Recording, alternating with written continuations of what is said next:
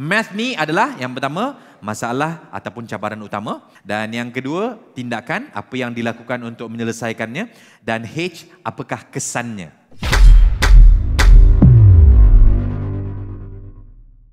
Boleh tak? Mungkin ada sesi meeting dengan Puan Hafizah kan? Puan Hafizah, kita nak menyelesaikan masalah kan? Tentang boss ni. How to handle boss. Boleh tak Puan Hafizah share dengan menggunakan teknik math?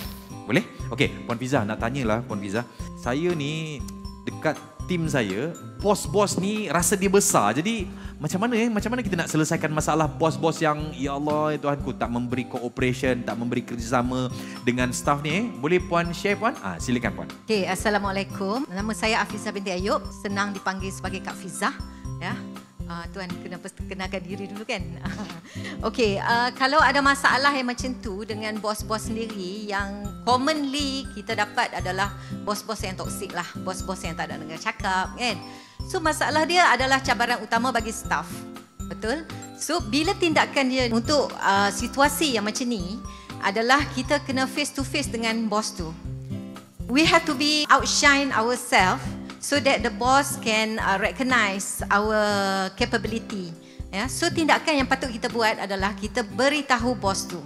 Bila beritahu bos tu, kita kena guna sandwich teknik lah.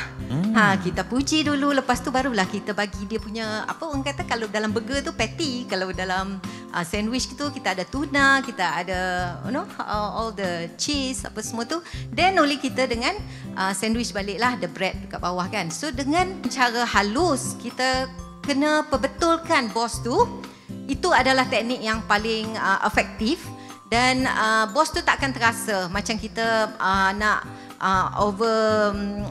override dia ke macam mana kan. So that will be a more friendly way of doing. Contoh teknik sandwich ataupun burger tu boleh tak Puan Hafizah kongsikan untuk kami semua dapat manfaat contoh? Alright, that's the most common teknik lah kalau kita nak handle dengan staff ke, dengan bos ke.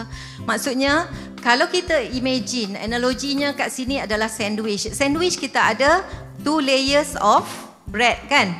Kita ada roti kat atas, lepas tu kita ada egg dekat tengah dan kita ada roti.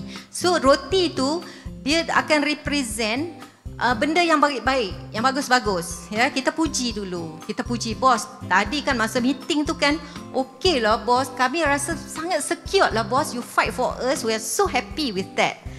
Dan bila kita nak masukkan cheese, kita nak masukkan di egg, dia punya feeling tu, kita kata, tapi kan bos, kalau lah bos boleh cakap macam ni, lagi best lah bos. So next time kalau boleh bos include lah semua tu. Tapi roti yang bawah tu kita boleh kata, tapi we are happy now bos. We are happy to be your subordinates. Atau kita boleh juga cakap dekat staff kita, kita terbalikkan kisahnya, kita dengan staff kita datang lambat. Kita boleh kata, okay, all this while your performance memang up to the par already. Up to the par already. Tapi 2-3 hari ni saya nampak macam you punya attendance tu macam disturb sikit. Boleh kongsi tak? Kalau you boleh kongsi, kita selesaikan sama-sama, then you will perform better than this. So daripada situ, hasilnya kita akan nampak naturally it will change. It will change naturally, insya-Allah tuan. Itu je. Amazing. Kita bagi satu tepukan murah pada Puan Hafizah. Okay, so tuan dan puan,